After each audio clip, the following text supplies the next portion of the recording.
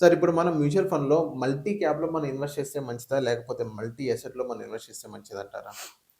Good question అండి. Sir Nihal గారు first multi cap అంటే ఏంటి? అసలు మల్టీ అసెట్ అంటే ఏంటి అనేది తెలుసుకుంటే జనాలకి, ఇన్వెస్టర్స్‌కి అర్థమవుతుంది సార్. ఎక్కడ ఇన్వెస్ట్ చేయాలి? ఏంటి? దాని రిస్క్ అపెటైట్ ఎలాగుంటుంది? ప్రైమరీ గోల్ ఏంటి దానిది?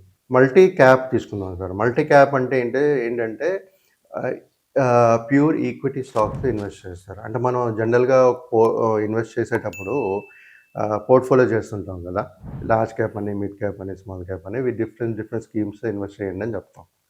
ఇక్కడ ఏంటంటే ఈ మల్టీ క్యాప్‌లో large cap, mid cap, small cap 3 ఉంటాయి. ఉండేటప్పుడు ఈచ్ మినిమమ్ అక్కడ ఇన్వెస్ట్‌మెంట్స్ ఏమో 25% మినిమమ్ ఉంటుంది.